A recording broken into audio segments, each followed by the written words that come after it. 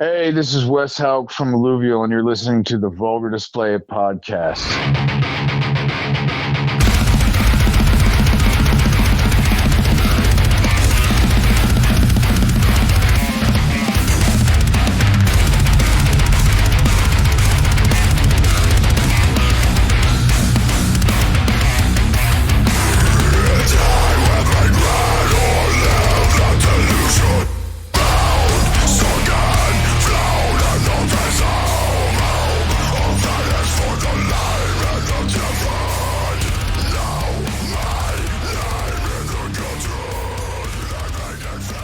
Hi, and welcome to the Vulgar Display of Podcast, live from the Barn Studio. You got the Mox here with Anthony. How are you, Anthony? I'm doing awesome. Very excited. Very excited. We have a special guest joining us right now. We have Mr. Wes Hauch of Alluvial. Wes, how are you, man?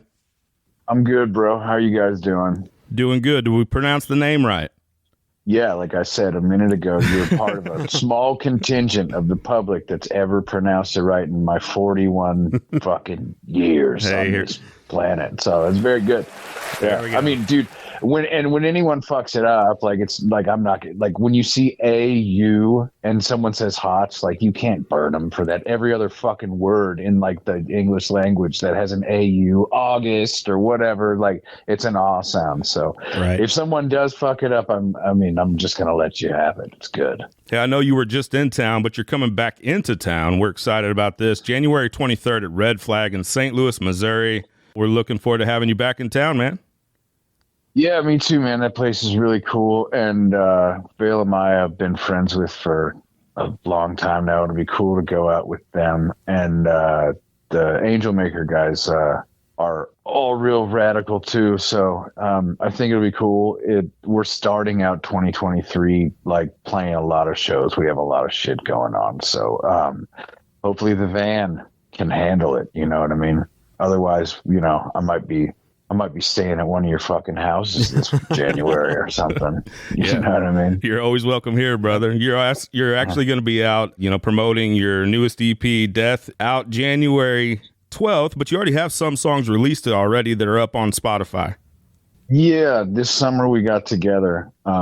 We did a European run like in the beginning of the year. We got back in like March, and it was I didn't have anything on deck, so it was like kind of nerve-wracking. It was like, oh fuck, like we gotta have new music and I don't have anything. So we got together and probably got like 13 14 songs in, and it was more kind of like in a way, after putting out 2 full lengths now, it felt like in the beginning stages of either one of those, that like the first 4 to 5 songs on a full length tend to be the things that get the most attention. And I don't know if that's just because like most of those are prioritized in terms of singles, like a lot of records are front loaded these days, or if it's just people are busy and they're not going to go and just like get way in there on a record like they used to, because there's just so much shit to listen to. So like a lot of times they're like, yep, I like these songs and I don't really care to look into them. So we're like, let's just do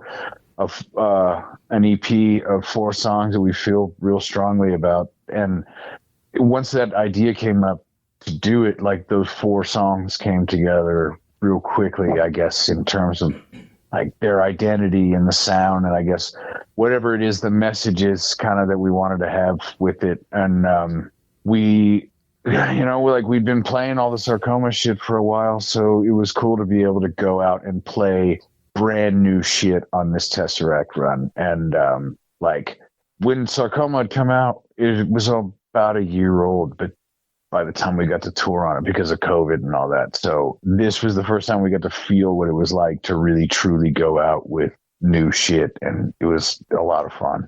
So I'm sitting at my laptop yesterday or the day before, and I get an email, and in the email subject title, it says, "Do not open this at work," which when you get an email like that, you know it's going to be like a good email, right?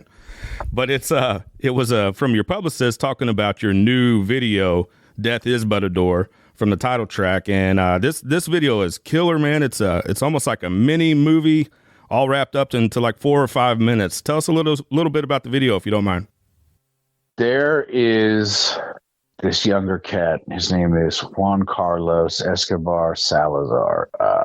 He is a shockingly talented guy. His Instagram name is, let me look it up just to make sure I don't fuck this up.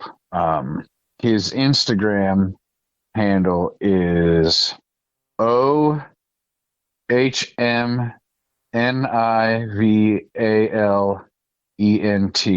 at omnivalent or omnivalent, or I'm not sure how you pronounce that, but you can go and look and see some of the craziest like shots and cinematography of New York City. I mean, it looks like fucking Batman or something. And he met Kevin at a show in New York, and I didn't really know this, but he was a really, really, really big fan of our band, and Kevin ran the idea of doing a video with him, and we got like a story together based off of this Forensic Files episode I'd seen.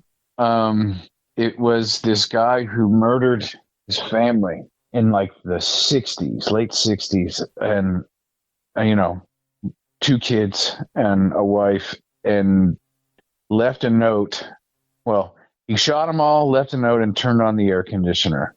And it was this note basically saying that he killed them because he felt that they were on a path to oblivion, you know what I mean? Like religiously, like they were going to go to hell or whatever. And he felt like he had saved them from doing any further damage to their life or their afterlife, sinning, you know what I mean? So he killed them all. And the dude went undetected and uncaught for, I think, like 60 years. Jeez, wow. And he ended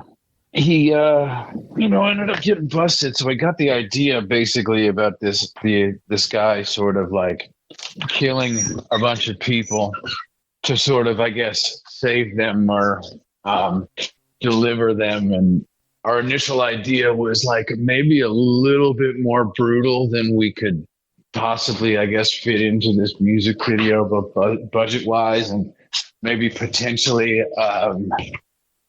socially.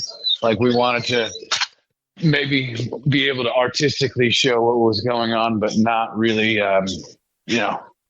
get in trouble or offend too many people. So we got the idea of it over to Juan Carlos, and then he got together with that actor whose name is on Instagram Hush10 at Hush10. His name is Nicholas Jacobs.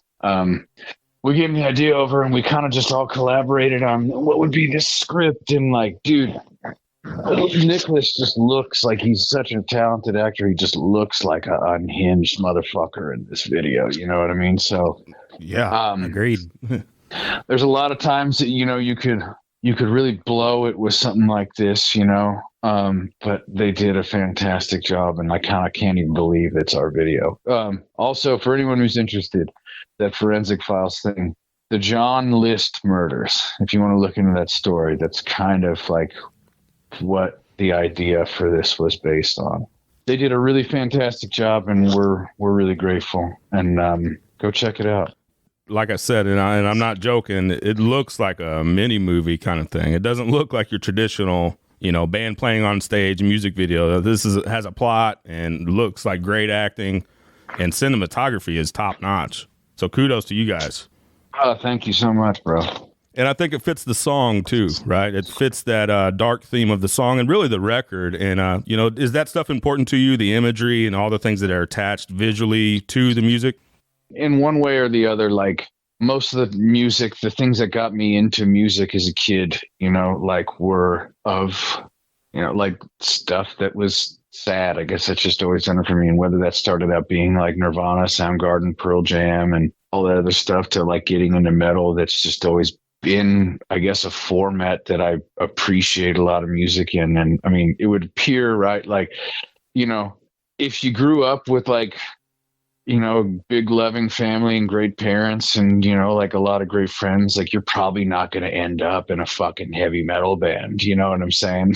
So like this song is like, it kind of reminds me, there's this, I've said this in a handful of interviews, and like what it is that we are, Alluvial is as a band. It's like we're 45% death metal. We're like 30% sort of traditional metal, and then we have this like grunge Alice in Chains Soundgarden thing, and like this little bit of like Rain Chaos era like black and roll dissection thing, and that's sort of what Death Is But a Door is to me. You know, like we kind of got into that a little bit on Sarcoma with like Sleepers Become Giants and stuff, like this grunge / dissection thing, but this song, I think Death Is But a Door is like the full tilt of that. You know what I mean? Like if you grew up fucking with Soundgarden, Super Unknown, you'll probably like that song.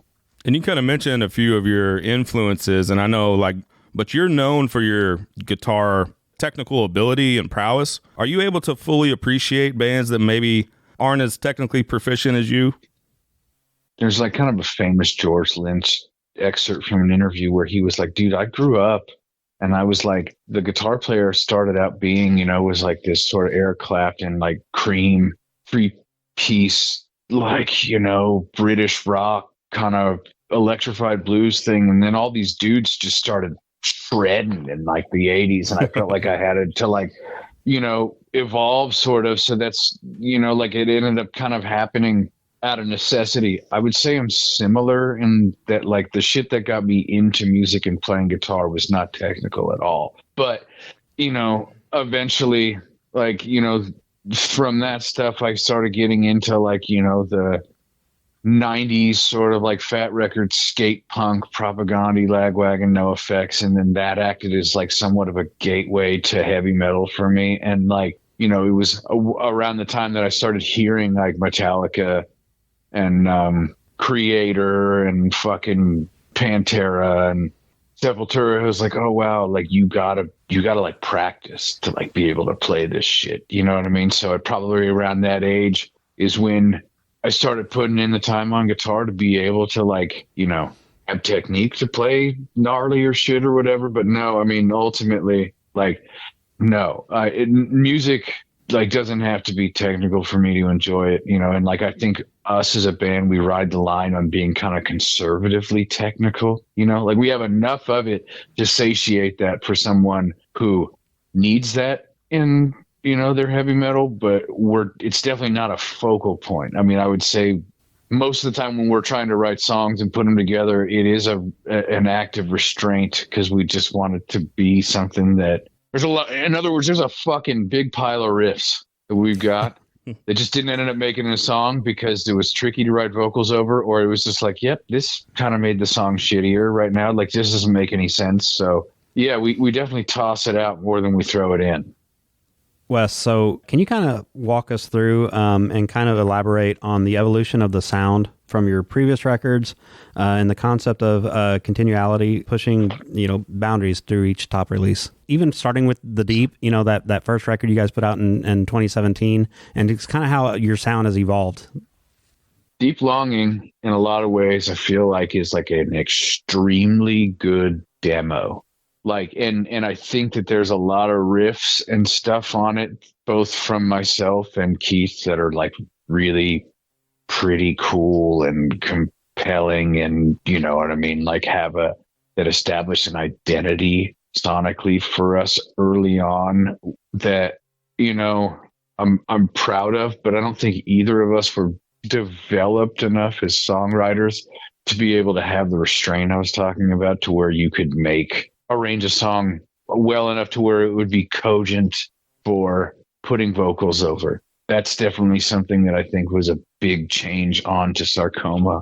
Because I mean, Deep Longing's got a bunch of 6, 7, 8 minute long songs on it. And that type of format made it tricky for us to find someone to put vocals on it, you know? I mean, we definitely tried quite a few guys, and it didn't come together like it was supposed to. So then, you know, we just kind of put it out. At the time I was in community college, I didn't really expect much from it. And then we ended up doing a tour on it and everything. And yeah, the second time around, I guess I just wanted to kind of work on being a better songwriter over the next few years, or being what I felt a better songwriter needed to be for Alluvial. And I think that marks the biggest change. I think a lot of the types of riffs that you hear on Sarcoma are really kind of in the same scope as they were on Deep Longing. Like there's a lot of songs that I think if you just muted the vocals on, you'd be like, oh, that could be a Deep Longing song. Like Sugar Paper, like that's the one instrumental song on Sarcoma, and I definitely think that could have fit on Deep Longing.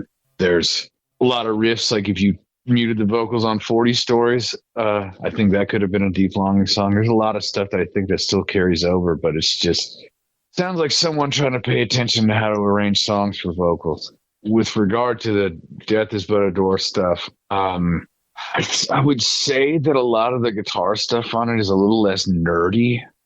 You know what I mean by that? Like a lot of it just is a lot swaggier. Like there's just a lot more like thug riffs on it. You know what I mean? And like where like a lot of, over the last fucking however many years that there's been a band called Alluvial, we've had a lot of different things, lobbed at us to describe us. For atmospheric death metal, progressive death metal.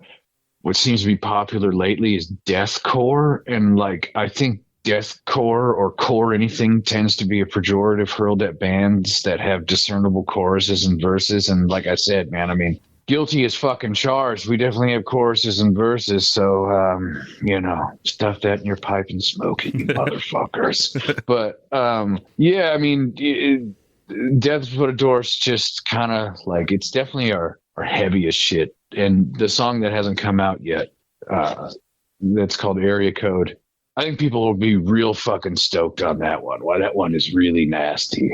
And I don't know if you guys have heard it all yet, but that one I think is, I'm really proud of. It's definitely, it has shit that's definitely not in a lot of Alluvial songs. It has like a bunch of tempo changes and stuff like that. Like it's the first time that we've really had anything like that. And a lot of stuff that you would think you'd be like, oh, that's like a full blown Chaos riff, or oh, that's like a Cannibal riff. And there's just a lot of stuff in it that's pretty different from, the shit on the last two releases, but definitely still us. When you write your guitar parts, do you write with the vocals in mind, or are you just trying to find the riff that feels good? Definitely more thinking about the vocals now than ever. I mean, Kevin he's my favorite metal vocalist. And to not have music that showcased how great he is would, I think, be a misstep. So yeah, I mean, I definitely am thinking about, how to basically make Kevin sound awesome the whole time. There is a chance, at some point that I might put out like an instrumental guitar record, you know what I mean? That maybe is a little bit closer to what Deep Longing is, just a lot more lead guitar and sort of guitar focused crazy shit. But in the space of this, like we're just trying to be rig sort of for Kevin to plug into and sound awesome. That's my goal with it for Alluvial. And through this band and through some others that you've been a part of, you've collaborated and toured with countless bands. Some of your collaborations, you've been on the Austrian Death Machine record, the Faceless, obviously, Glass Casket, Periphery, touring with bands and playing and doing some collaborations. Do you feel that ups your game any? And are there any future collaborations that you're working on?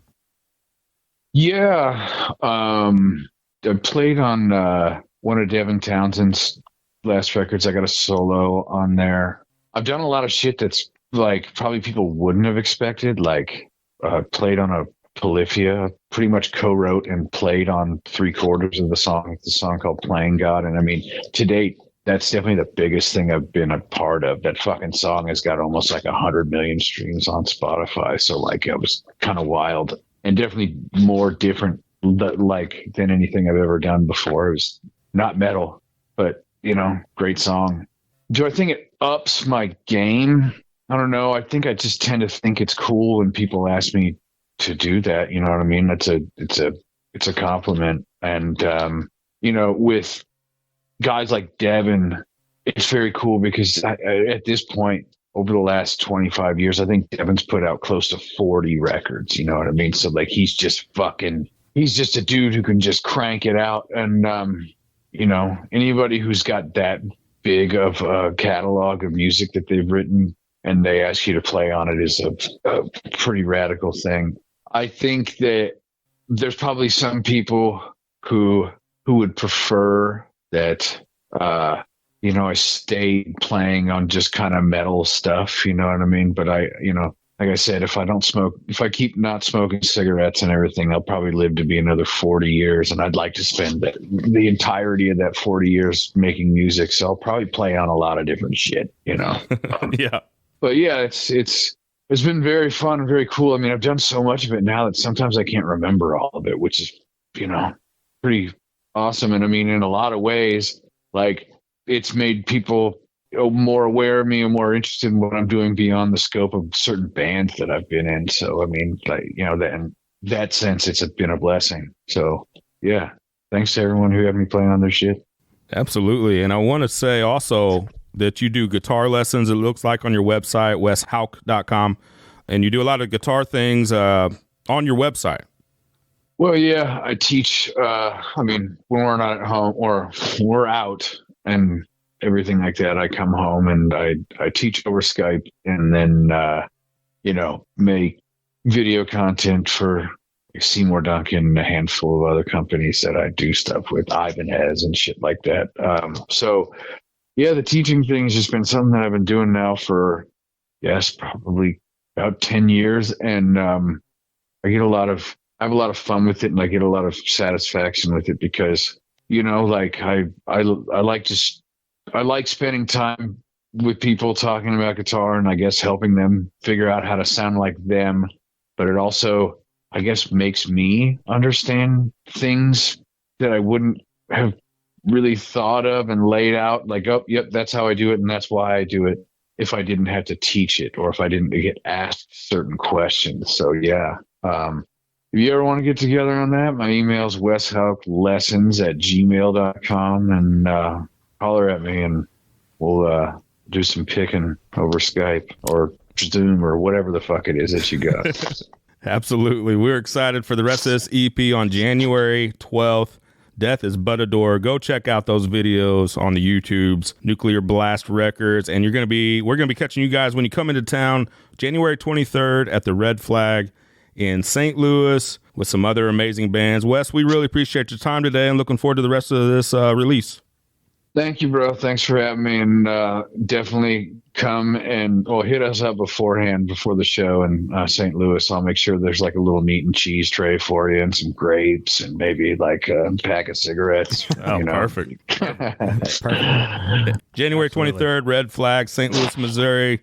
If you're listening to this, come out and see a heck of a show. Wes, we appreciate it, man. Yeah, thank you, guys. You have a good rest of your night. Too, bro.